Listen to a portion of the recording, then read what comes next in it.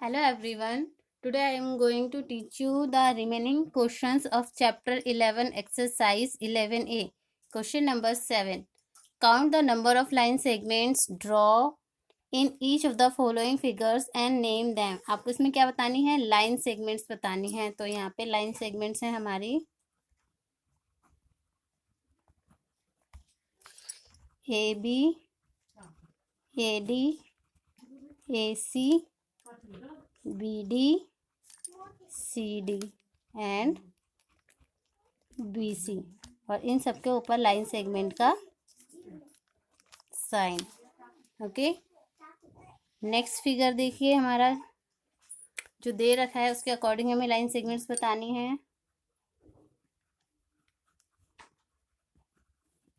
तो सबसे पहले आ गई हमारी AB, BC, CD, AD, AC, BD, AO, OC, OB, OD, क्योंकि सभी के सभी लाइन सेगमेंट्स है. इनके ऊपर लाइन सेगमेंट का सिंबल लगा देंगे. ओके, तो इसी पर बेस्ड जो आपके question number 3 means part 3 and 4 है जो इसके, उन्हें आप होमवर्क में करिएगा, बिकॉज इसमें हमें सिर्फ लाइन सेगमेंट्स के नाम ही बताने हैं. नेक्स्ट है आपका question number 8. Consider the line PQ given below and find whether the line given statements are true or false. सिर्फ इसमें ट्रू और फॉल्स ही बताना है. तो फर्स्ट है आपका M is a point on ray NQ. तो NQ कहाँ है आपका? NQ एक रे है जिसके ऊपर आपका पॉइंट M है.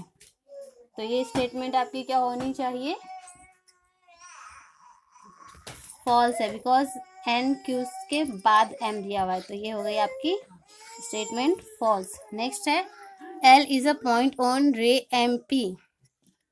MP एक रे है, उसके ऊपर L पॉइंट है, तो ये बिल्कुल ट्रू है. नेक्स्ट है रे MQ इज डिफरेंट फ्रॉम रे NQ. Yes, it is different because दोनों के जो स्टार्टिंग पॉइंट्स हैं वो डिफरेंट हैं. तो इसका आंसर होगा आपका फॉल्स. नेक्स्ट है आपका LMN are points on the line segment LN. तो ये भी आपकी स्टेटमेंट क्या है? ट्रू है, क्योंकि सारे के सारे पॉइंट्स LN पर है. इसका नेक्स्ट पॉइंट है आपका रे LP is different from LQ. तो देख लेते एक बार फिर से. LP एंड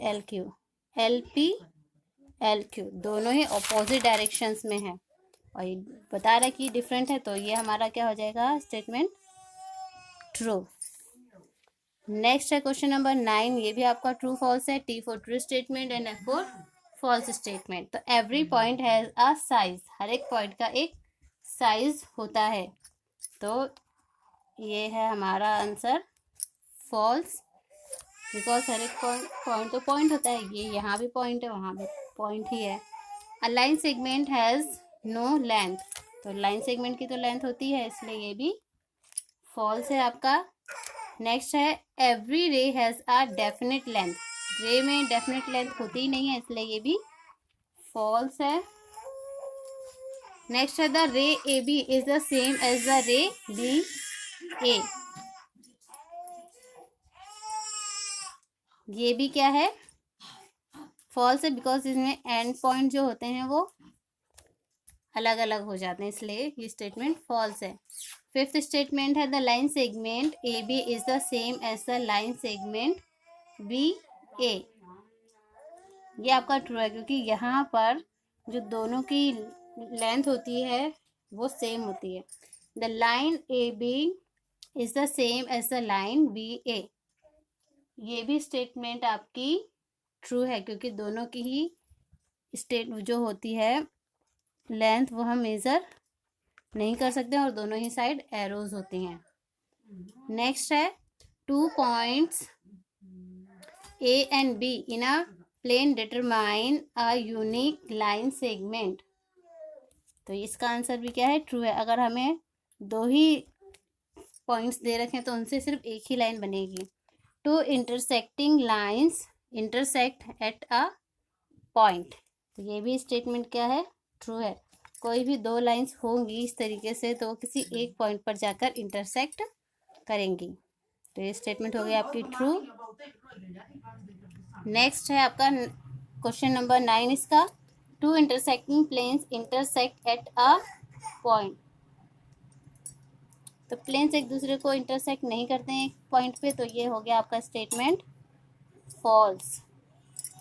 नेक्स्ट है if point A B C are collinear and point C D E are collinear then the points A B C D are collinear. ऐसा important नहीं है इसलिए ये आपका हो जाएगा फॉल्स। इसका एग्जांपल देख लें। मान लीजिए ये आपके ए बी सी पॉइंट हो गए और ये हो गया आपके डी ई एफ पॉइंट, तो ये कॉलिनियर नहीं हो सकते हैं। ओके, इनके नाम भी देते हैं D E F. 11th part है 1 and only 1 ray can be drawn with a given end point। only 1 ray, no, ये फॉल्स है।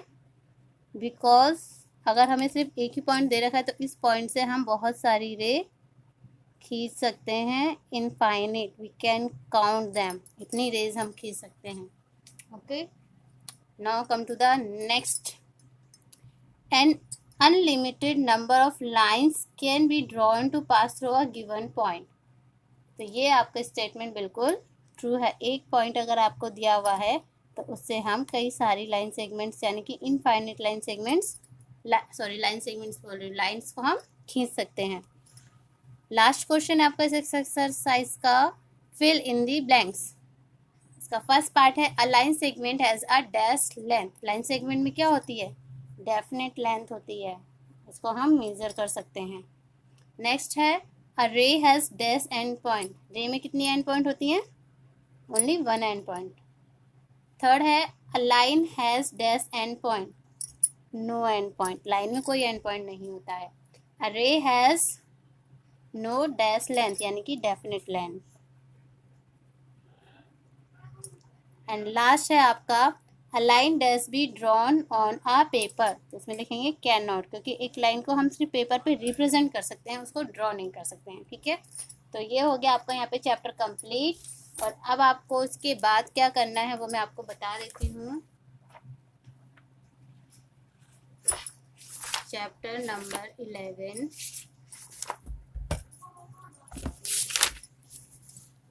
एक्सरसाइज 11B जो है वो आपको कंप्लीट करनी है। ठीक है, इसकी पिक मैं आपको व्हाट्सअप कर दूंगी, इसको आपको कंप्लीट करना होगा इन होमवर्क। एंड इसको होमवर्क में कंप्लीट करने के बाद आपका इसका रिवीजन टेस्ट भी होगा चैप्टर नंबर 11 का। Okay, so keep practice and don't forget to send the homework in homework group. Good bye.